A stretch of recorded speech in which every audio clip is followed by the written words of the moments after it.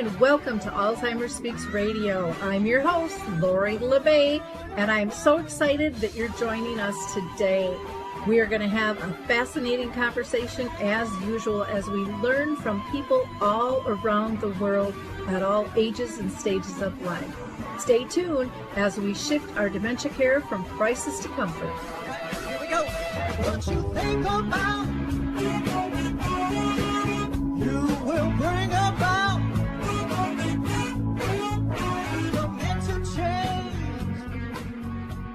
We will. Well, hi, everyone, and welcome to Alzheimer's Speaks. I'm your host, Lori LeBay, and I'm thrilled that you can join us today. We are going to be having an absolutely marvelous conversation with Mary Lou Falcone, who has written this wonderful book called I Didn't See It Coming. And her husband had Lewy Body Dementia. But before I introduce you to her, I want to just invite you to join us for Arthur's Senior Care Memory Cafe, which we do the second and the fourth Wednesday of each month from about 1 to 3 o'clock Central Time. And we do that virtually. If you're interested, just reach out to me at Lori, Lori, at alzheimersspeaks.com.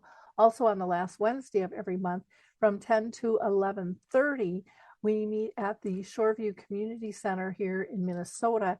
And that is a Caregiver Connect group where we also have respite for those living with dementia. And you can call directly to register at 763-913-6140. And then, of course, I would be amiss if I didn't direct you to alzheimersspeaks.com, where you can access all of our free educational resources, as well as tapping into Dementia Map, which is our global resource directory. And don't forget to check out our book, Betty the Bald Chicken, Lessons in How to Care. Let's go ahead and introduce you to Mary Lou. Well, Mary Lou, I have been just anxiously awaiting this conversation because I just adore you. I was able to talk with her a few months ago, and we got this on the schedule, and you are going to love this conversation and get such great heartfelt insights that I think will really help. So, Mary Lou, you can introduce yourself much better than I can to the audience. So if you don't mind giving them a little background about yourself. With pleasure. And Lori, thank you for inviting me on. I am Mary Lou Falcone, and I began life as a caregiver. At age 10, my dad had a massive stroke that enabled him to live. He did live, but he didn't speak again for the rest of his life. And so I became that caregiver for my dad, for my younger siblings, my brother and sister, as my mother held down 3 jobs to keep the family together. So caregiving was not new to me. In later life, when my husband, Nicky Zan, was diagnosed with Lewy Body Dementia. But in between those years, probably we're talking almost 70 years. In between those years, caregiving was kind of a theme throughout my life. And that as a professional singer, I of course was out there performing for the public, but then I started a public relations business in 1973, exactly 50 years ago. And that was another form of caregiving for artists. I had the privilege of representing every classical music artist plus James Taylor that I've ever wanted to, and it's been just a great run with that. But it is also a form of caregiving. So among the careers were the caregiving, of course, the singing, the teaching. I also taught along the way, and the public relations business, ending now with being an advocate for Lewy Body Dementia and awareness of that disease. Thank you. And Lewy body is one of those things that so many people don't really understand and until recently didn't even know about. And so I think that's one of the reasons this conversation is going to be so helpful to so many, especially as diagnoses change, which people don't anticipate that that's part of the game of dementia here, this kind of switching around, being able to be prepared. If you don't mind sharing a little bit about you and your husband Nikki, and sharing just a hair in the beginning here, kind of setting us up for his dementia journey and yours alongside him. Yes. Nikki was a force of nature. It's the best way to describe him. In the 1950s, he was a for real rock and roller in the first wave of rock and roll. Now, everybody says, oh, sure, all the kids had basement bands and garage bands. Not Nikki. At age 14, he was on the road. And he was on the road with the likes of Johnny Cash, Patsy Cline, Jerry Lee Lewis. So he had a wonderful old time until he reached the age of 21. And he decided, enough of this rock and roll. I'm going to go back to a passion that I've held all along the way, and that is being an artist. And so after making thousands and thousands of dollars as a teenager, as a rocker, he then basically made $45 his first year in art. And but that didn't bother him at all, because he knew that's where the passion was. And as fate would have it, Nikki became one of the premier artists of our day in the area of illustration, caricature, and cartooning. He then went on to be an oil painter, but his major work today hangs in the Victoria and Albert Museum in London. And he is also said by the museum to have been the inspiration for Roy Lichtenstein. So that's Nikki in a nutshell. But I will add one thing, and that is that when he passed, the letters that I got described him better than I ever could. And every single letter said the same thing. Nikki Zan made us feel special. Can't ask for more than that. Oh, got me teary-eyed. Wow, what a man. What a man. That is powerful. Thank you for that setup. Let's talk about your book. I didn't see it coming. Scenes of Love, Loss, and Lewy Body Dementia. What made you decide to write the book? I mean, that's a big step. It's a huge commitment, and it's, putting your whole life out there for everyone to see. Right. Well, I'm the person that for over 50 years said, I will never write a book. Well, lesson learned, never say never, because one doesn't know what will pop up. And about maybe 3 months before Nikki passed, he said to me, Mary Lou, you have to write. And I thought to myself, write what? And I just sort of tucked it away in the back of my mind. I didn't think much of it. And then Nikki passed. And that was in July of 2020. And all of a sudden, you know how those light bulb moments happen in your life? I had a light bulb moment. I knew not only that I had to write, I knew what I had to write. And I had to write about the disease, about the progression, about the journey, and about us. I began by writing about the disease because I was getting two questions consistently. One was, Lewy what? And how do you spell that? Well, if you can't spell Lewy, you're never going to find Lewy body dementia. And so I started the writing process, and I front-loaded the book with all things Lewy body. And it was very thorough and very comprehensive. And then I went into a little bit about my life and how that journey then took me to Lewy body. And a very brilliant editor, whom my publisher suggested, said to me, Mary Lou, if we don't care about you and Nikki, we are never going to care about what you want us to care about, which is Lewy body dementia. And so I rewrote and I rewrote and I rewrote. But in the final rewrite, I was very happy with that advice because she was right. She was 1,000,000% right. You need to bring people into your world. You need to share and share openly and honestly as best you can with them. And you can't hold back. Some of the stuff that I wrote was so sanitized that it was actually boring because it didn't tell the whole truth. It always told the truth. But if you're going to do this, you need to tell the whole truth. You just need to open yourself up, rip yourself apart, and tell the whole truth. And that's what I eventually did. And I am actually today very happy that I did it, because I see the results of how people are responding to this and relating it to their own lives. What I love about that is, so often we're so scared to share the whole story, to be our authentic self, to be judged, or we're not supposed to have those emotions, but we all have them, we're all hiding them in the basement, or whatever. And what we don't really appreciate is that it creates a safe space for others to feel and be authentic. And when you do that, you create this safety net that's just like this huge global hug that says you're okay and we'll get through this together. How well described that is, because I've been on the road for the last couple of weeks to places like the University of Nebraska Medical Center and the Mayo Clinic. And I've been very privileged to speak to those people. And what I've been getting back is exactly affirmation of what you're saying, which is people will come up and say, because you dare to be vulnerable with us, we can open up and be vulnerable back. And what a gift that is, both ways, I might add.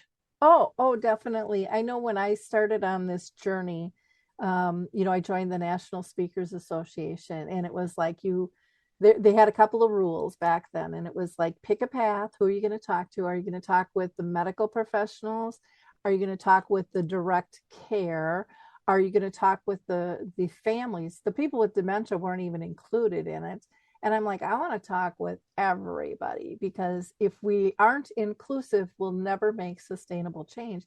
And then the other rule was, oh, you can't get that emotional. You need to take them on the highs and lows, but don't you dare get teary. Don't let your voice crack. And I'm like, I'm letting it all out. And I don't know when it's going to happen when I speak, but I'm going to be my authentic self. And like you, I hear people say all the time, oh my gosh, you had me in tears, but then you had me laughing, because that's the whole package. It's not all doom and gloom, and it's not all, rose colored glasses either. No, and if you can't share the whole package, then you're doing a disservice, because, yes, there are highs, yes, there are lows, but there's everything in between. Mm-hmm. So it's important to let caregivers know that they're not the only ones going through this. It's so important to let them know that they're not alone. Yeah. And that's a message that I am screaming from the rafters with real journey items. You walk the path, you share the path. And I have found it's just a beautiful path. I mean, you meet the most interesting people, and like you said, it's a two-way sharing. I can't believe how much I've learned from other people, and I knew that would happen, but it has even surpassed what I thought I would learn. I mean, it's just the stories out there, and some of them just morph mine. And I encourage people, get your voice out there, because bottom line is, we are not going to get the services, products, and tools we need if nobody knows what's really going on. Exactly right.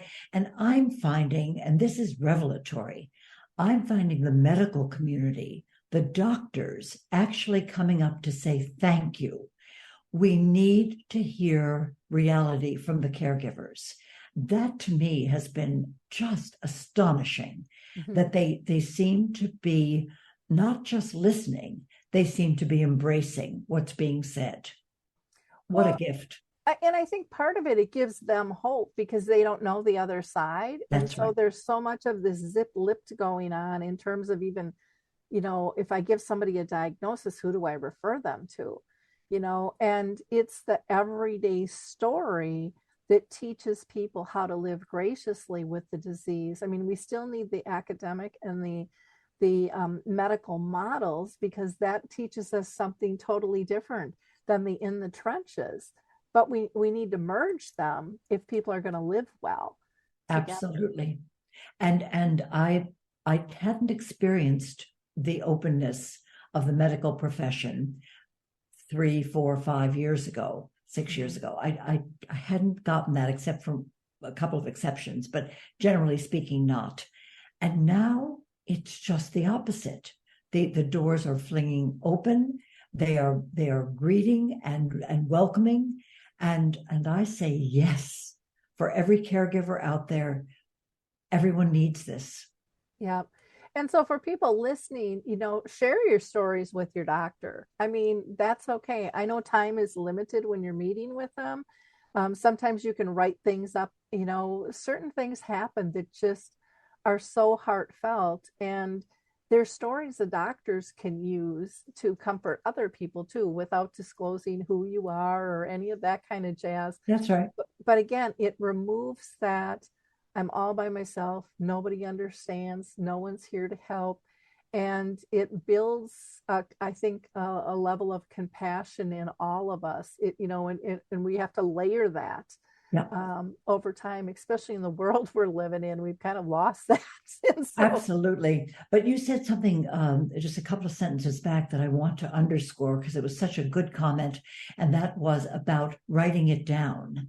Sometimes they don't have the time to sit and listen. But if you dare to write down your story, if you dare to write down those thoughts, along with all the medical things that are going on, but it can be so helpful. And I would highly recommend it because one doesn't remember from day to day all the detailing that is important to share with the doctors.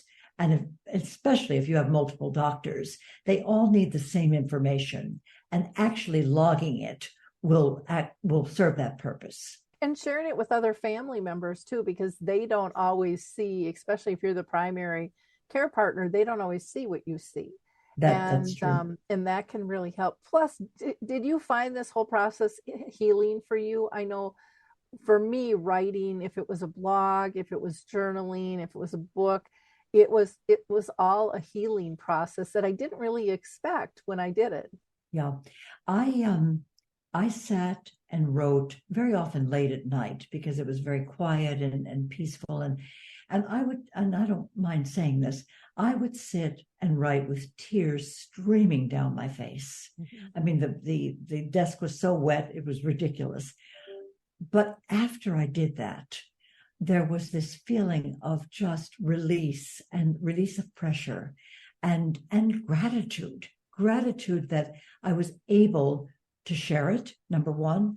And secondly, that I was able to actually let it out, which was so important after the fact. Because during, yes, you go in another room and you can scream into a pillow and you can inhale lavender and you can do all kinds of technique things that work to get your equilibrium back, and then walk in with that smiling face to your loved one so that there's a calm, because that's really important, that the angst and the energy that you're feeling that isn't so positive is not shared with your loved one. However, after the fact, you can let it all out. There's no reason to censor it. I can so relate to that, writing late at night in the street. I mean, where I could barely see, and sometimes I had to stop writing because I was crying so hard. But, I'm one that kind of bottles it up, and I'll put on the Stepford wife smile and I'll do the task at hand. And I didn't really even know that I was kind of doing this big cover up thing, that I was projecting what I thought I had to be in other people's eyes so that they were comfortable.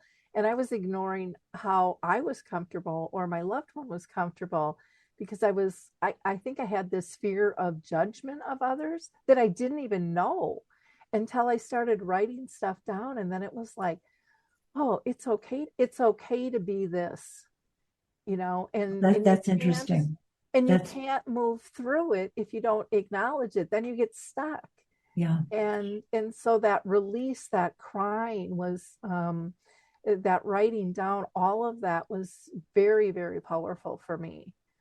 Yeah. I didn't quite have the same experience, but mine was slightly different in that in going through it, I knew that it was important for Nicky's dignity, for his well-being, for feeling good about himself, because I do believe that anybody with dementia, whether it's Alzheimer's or Lewy body, any of them, that somewhere deep inside, your loved one is still there. And very often what you experience is what I would fondly call, in the Lewy body world, you'd experience Lewy, or in the Alzheimer's world, you'd experience Al, and you kind of lose sight sometimes that your loved one is very much there, maybe not in that very moment, but somewhere in the deep recesses, your person is, and they feel, and I do believe that they take in positive energy and loving energy just as quickly as they take in negative energy. And so I always felt that it was my responsibility to bring in the positive energy at all times. Now, did I miss? Yeah, of course I did. Everybody does.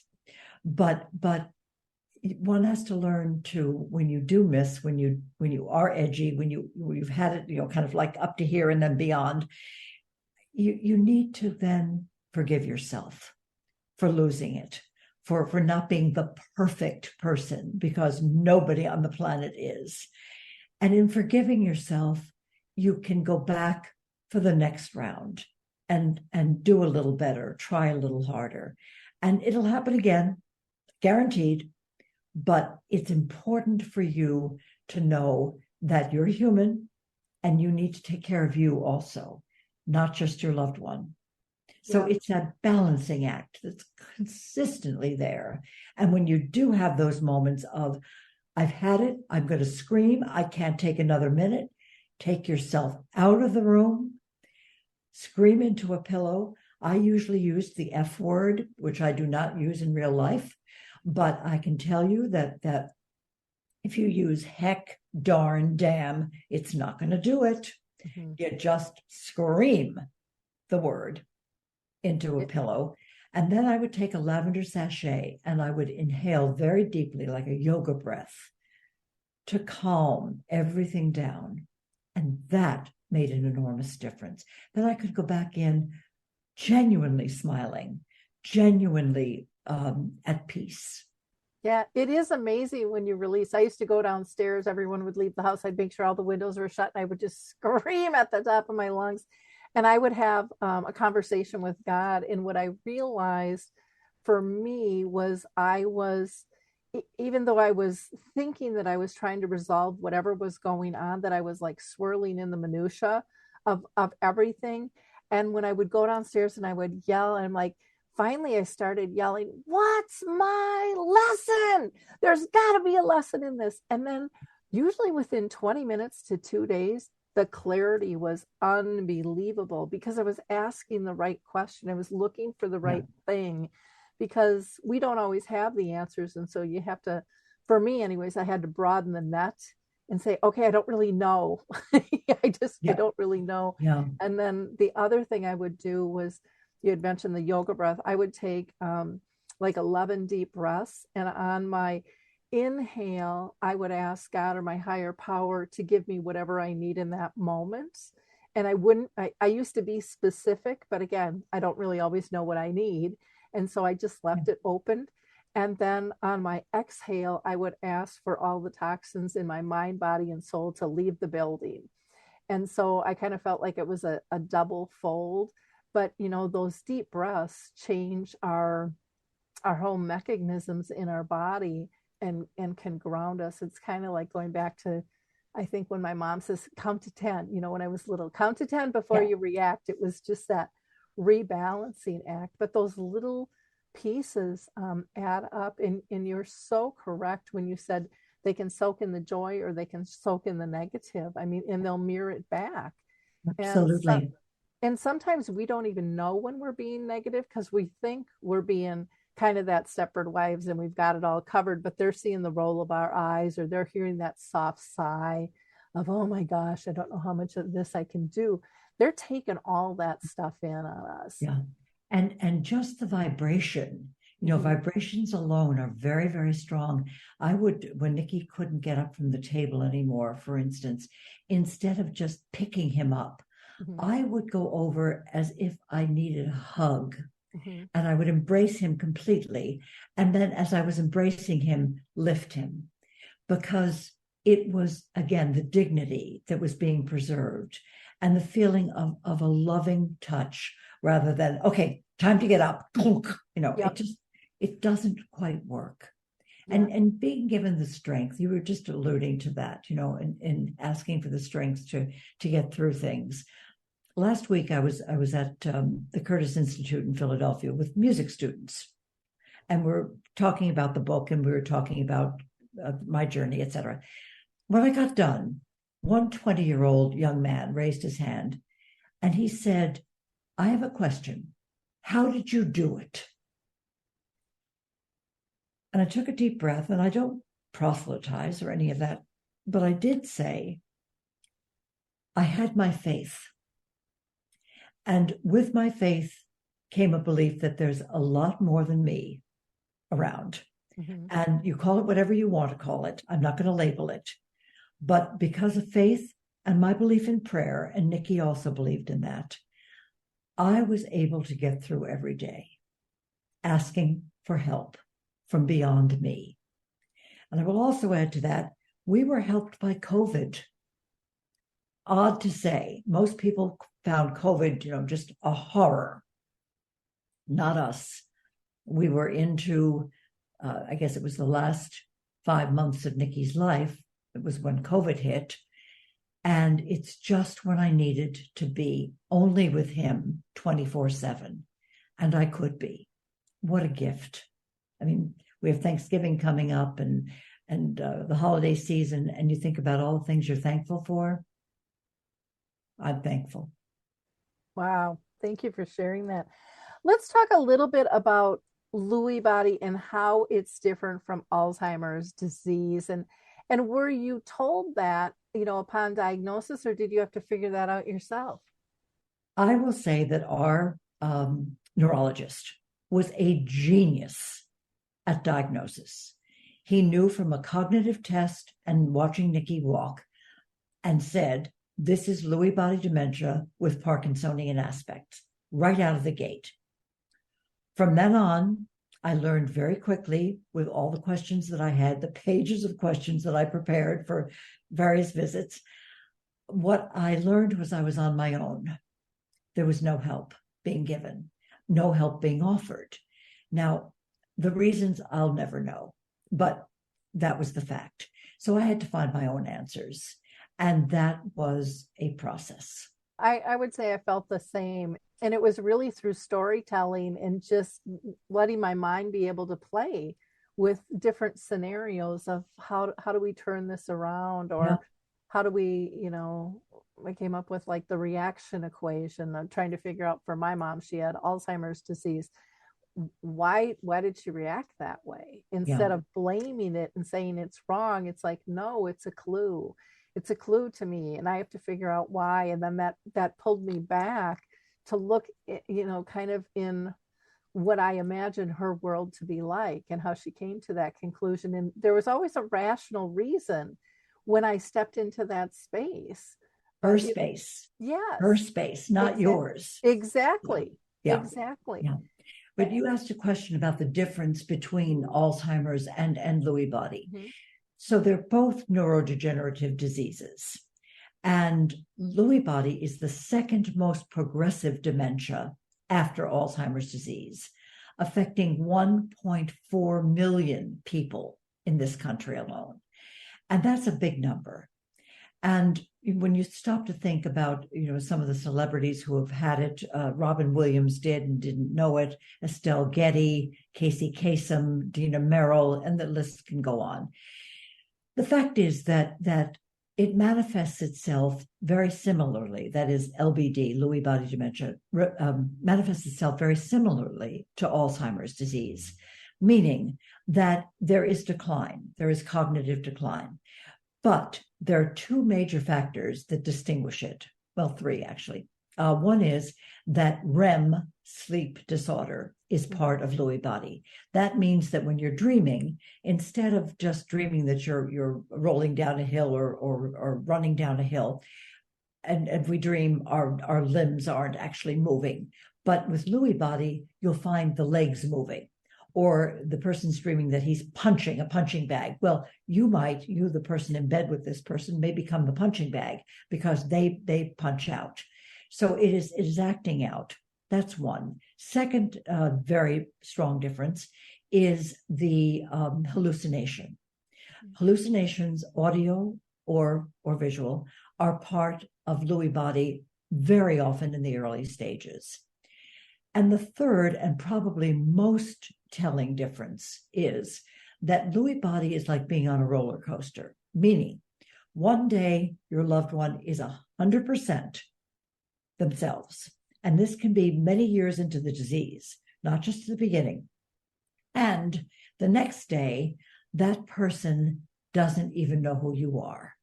So it fluctuates back and forth and back and forth. And there were times, even toward the end of Nikki's life, when I would just, we'd be having a conversation, everything was clear and lucid. And then an hour later, I would say, Nikki, do you know who I am? And he'd say, no, but that's all right. And those are the basic differences among those two diseases. Yeah, the sleep disorder,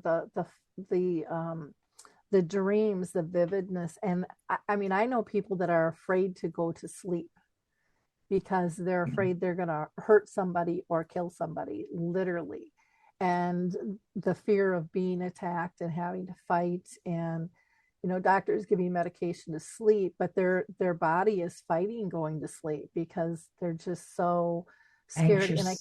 And I can't imagine being that terrified, or couples sleeping in different beds because they don't want to get hurt. We didn't. I maintained our very comfortable large bed, and I felt the partnership, the importance of that loving touch in the middle of the night was incredibly important. There was a moment, though, when I was advised to make sure that all the knives were under lock and key. And even now, as I say that, I get a chill, because the horror of that, when somebody tells you, lock up all your knives, it takes your breath away. Yep. Happily, that didn't happen to us. It didn't get violent, but it can. Well, and when you talked about the roller coaster, I remember people on my dementia chats talk about, they're like, I can be great, and then I'm like out of it for 3 days, sometimes a week. And then I pop right back up again and I'm ready to go. And they're like, they couldn't explain it, but they would just be exhausted and nothing was connecting and they were frustrated. And that's just got to be horrible. And I've also heard people talk about body temperature changes. And I mean, there's so many different elements that can come into play. And I think of how many people have been diagnosed and then it's changed. So they start out as Alzheimer's, then it's Lewy body, then they tell them, no, it's mild cognitive impairment. And people are just like, they want an answer, but this is not an easy thing to always diagnose, especially if you don't have a specialist that really understands. You can go to a neurologist that doesn't specialize in dementia, and that's going to make a difference in and of itself. Right. Why do you think so many people don't know about Lewy body and the stats as a whole? I think, first of all, it is a matter of the amount of attention that has been paid to it.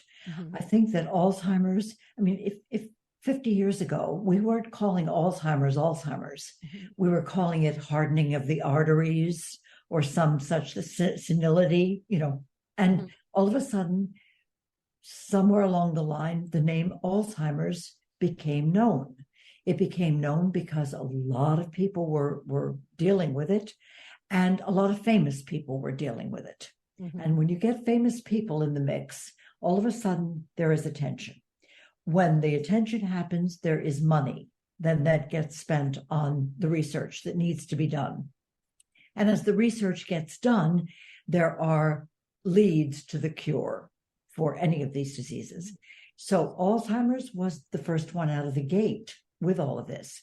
Right now, if you've noticed, frontotemporal dementia, which Bruce Willis and his family have come out and talked about, all of a sudden, that's getting a lot of attention. Why? Because a celebrity name, brave celebrity name, is out there connected with it and his family. So Lewy body is the next frontier as far as I'm concerned. It has probably been around for decades and decades, but not really recognized by name until about the 1990s. So it is relatively new on the dementia forefront. Not on the dementia front, because it's been there, but being recognized. And now things like my book, I didn't see it coming, or other people who are out there just beating the drum for it, we are the ones who are going to bring more attention to it. My premise is that by bringing attention to it, you're going to have people caring more about it, at least knowing what it is. If they do, then it's easier to raise money for it. When the money comes in for research and that machinery starts grinding and picking up steam, we're going to find retardants, and then we're going to find cures. And that's the process. We're just in the middle of the process. It's kind of like cancer. Everything was cancer, and then it's like, oh no, there's breast cancer, there's lung cancer. That's right. There's that. That's right. And we're finding more and more. And then we're finding, like with my mom, when she passed, we did an autopsy. It showed she had Alzheimer's, Lewy, and Parkinson's. And Lewy and Parkinson's were never diagnosed with her. And Yeah. but who wants to offer up an autopsy when you still have life to live? That's not going to work. So, Well, it's how do you test it? How do you learn about it? And again, people need to share their stories with this. And it can change, a diagnosis can change from doctor to doctor. Yeah. Too, depending, and that can be really frustrating for families. Well, as you were describing your mom, you said Alzheimer's, but then you said that there were these moments when she would come back. Mm-hmm. That's Lewy body. Mm-hmm. That's not Alzheimer's, because if it's straight Alzheimer's, it's a clear path downward that just, it can plateau and all of that, but it doesn't come back. Mm-hmm. If you have Lewy body in there, it can come back. Mm-hmm. So that comorbidity part is something that just now we're hearing more and more about. Exactly. For those of you who are just tuning in right now, we've been talking with Mary Lou Falcone. She is internationally known as a classic music publicist and strategist, but she has lived the life of dementia with her husband through Lewy body. And she has written a beautiful, beautiful book called I Didn't See It Coming, Scenes of Love, Loss, and Lewy Body Dementia. And so again, if you're just tuning in, you'll probably want to rewind and catch the beginning of this, because it's just been a beautiful conversation with some great insights. You can always go to her website, MaryLouFalcone.com, where you can purchase her book.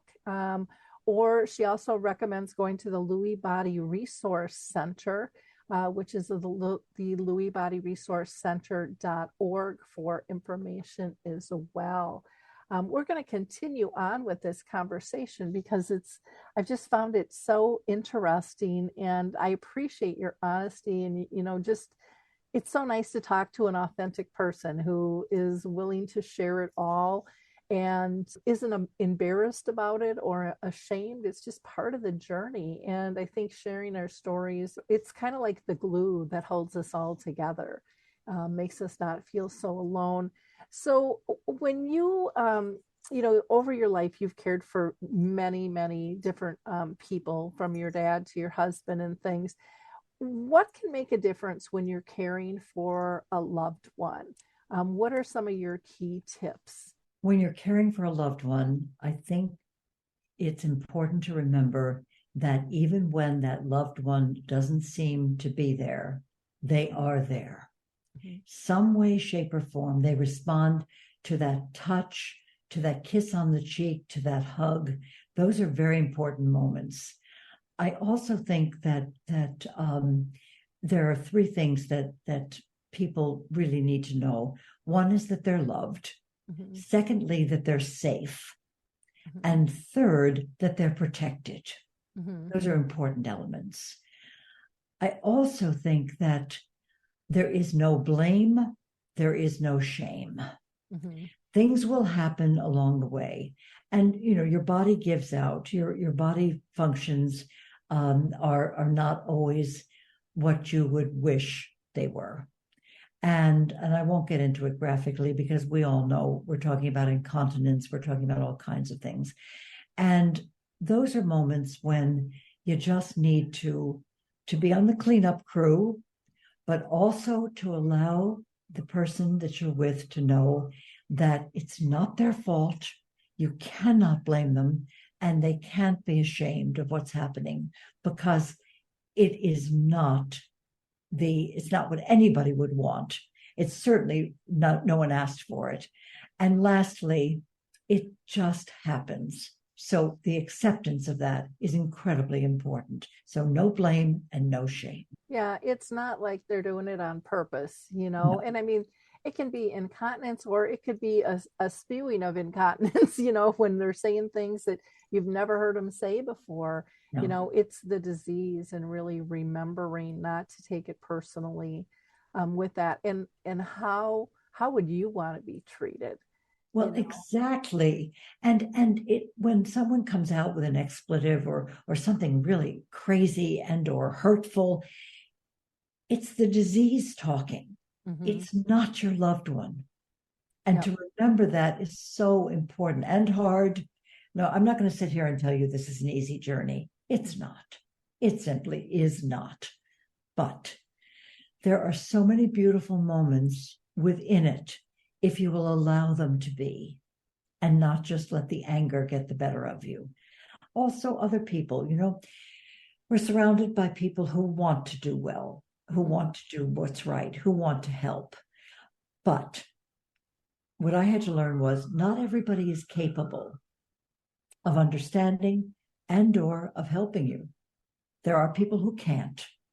Yeah. And I had to learn on my journey that those are people that I had to forgive, because your first reaction is, well, can't you come and help me? I mean, can't you be there for me or for your loved, your brother, your sister? And the answer is, honestly, there are those who cannot. Yeah. And you just have to love them and wish them well and not take it personally. And that's hard. I'm not going to tell you it's easy. It's very hard to do that. But then there are people who surprise you, who don't ask you, what do you need? They drop off a fully cooked meal, mm-hmm. or they send your favorite flower, or they make a phone call that just says, I'm thinking about you today.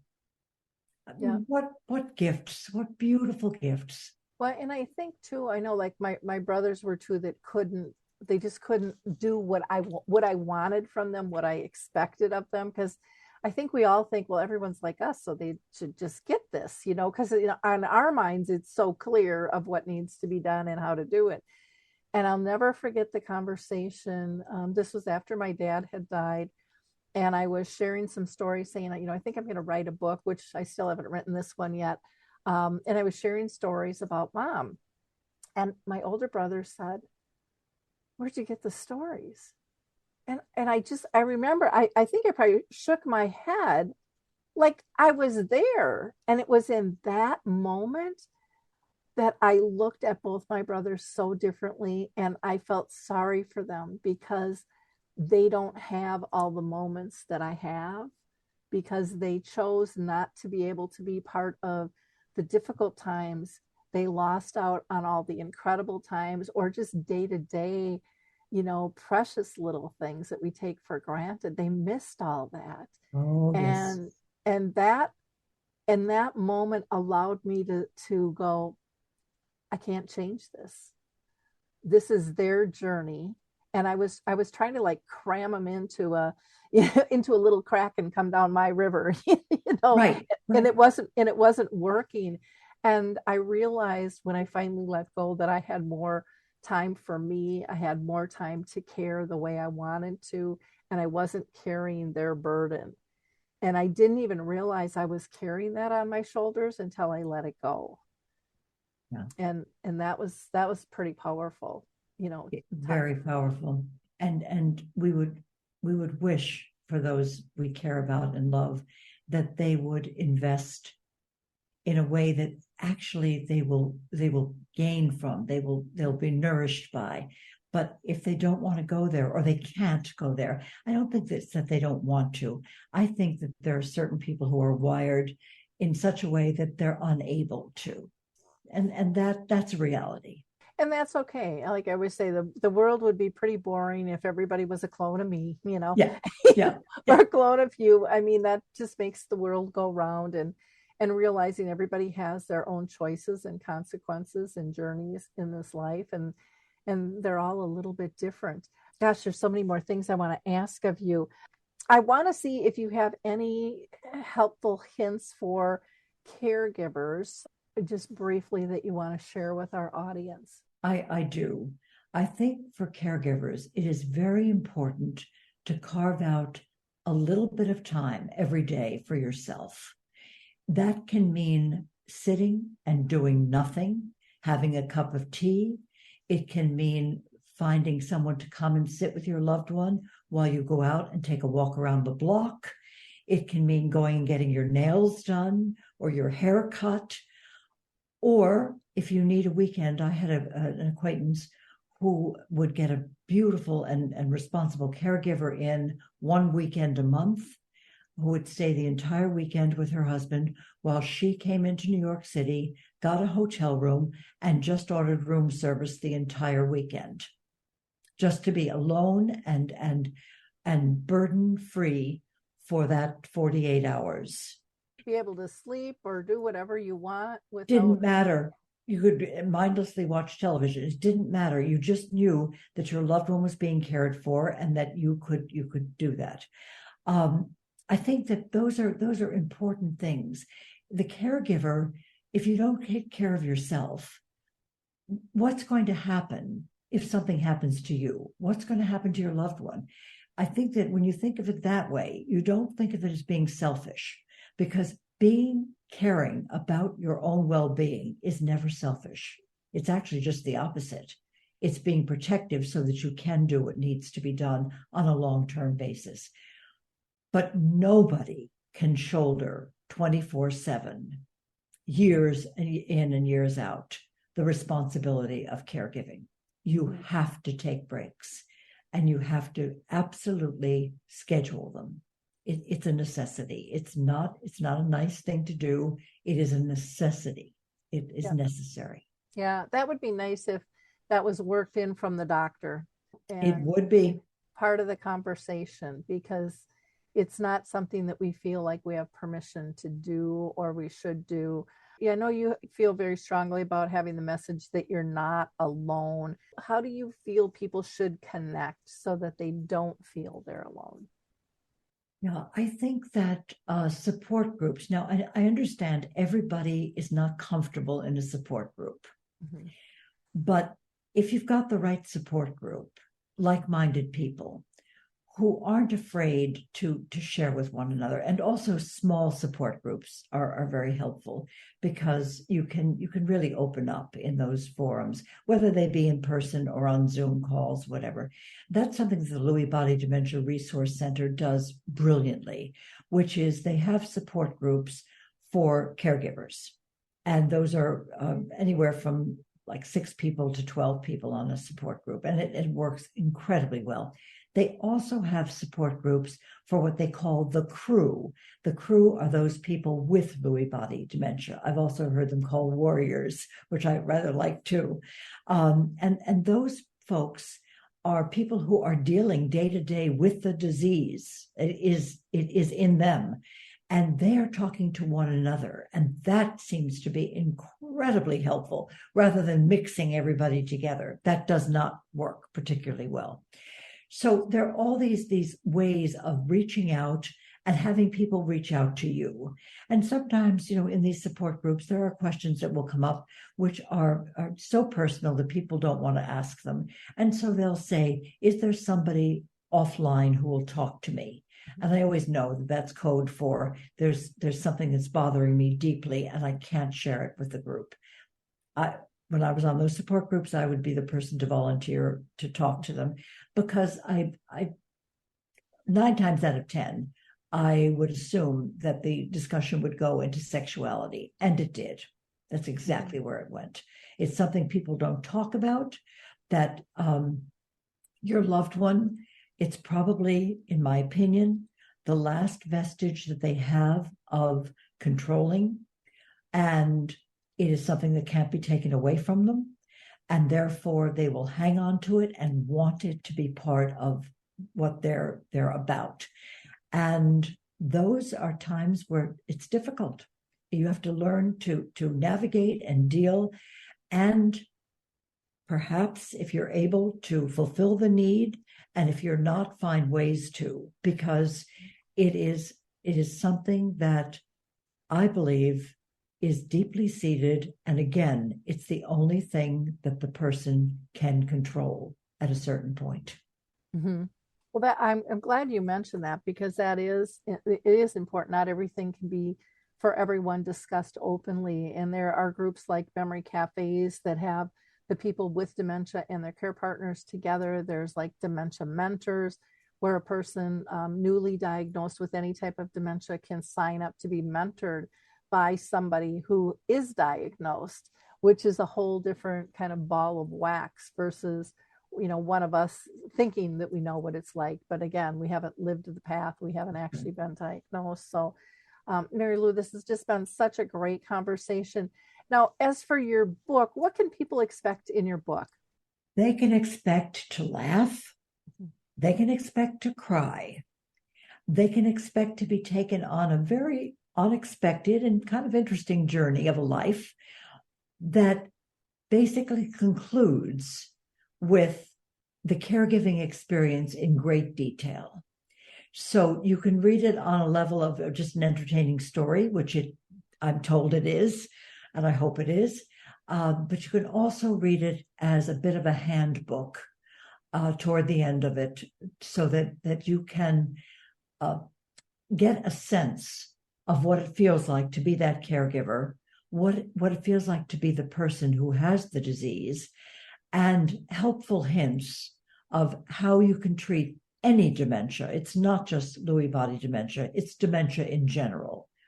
And I think that seems to be the value of this, as people are relating it back to me.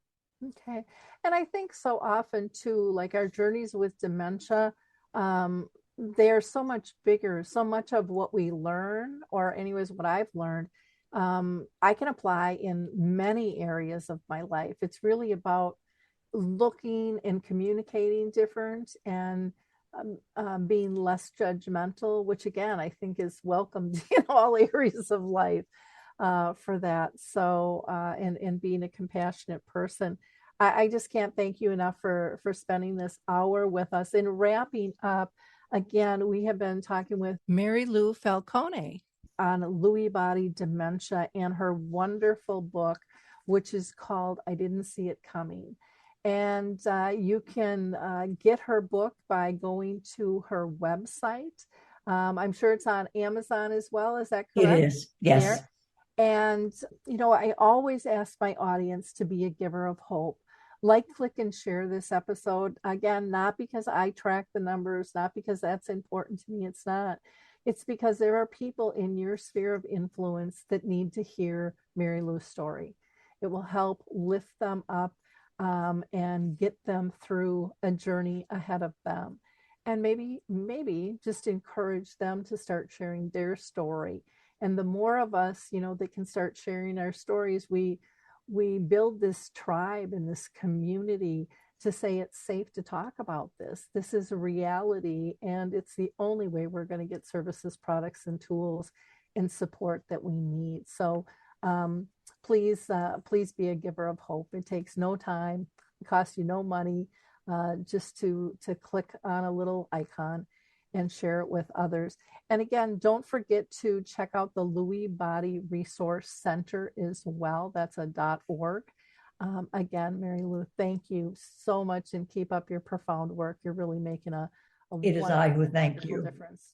Thank you. So in wrapping up, again, I hope you learned as much out of this episode as I did. And please check out alzheimersspeaks.com. Go to our free educational resource center. Check out our book, Betty the Bald Chicken, Lessons in How to Care. And of course, visit dementiamap.com, our global resource directory. Have a wonderful week, everyone. We'll talk soon. Bye-bye. Hi, everyone. This is Meredith from the Senior Fitness with Meredith podcast, where I discuss all things for seniors, from fitness, your health and wellness journeys, how to be all over strong and beyond. I also have my mini podcast called Motivation with Meredith. It's a great, quick motivational pick-me-up for your days. Join me, listen now, search for Senior Fitness with Meredith on your favorite podcast platform.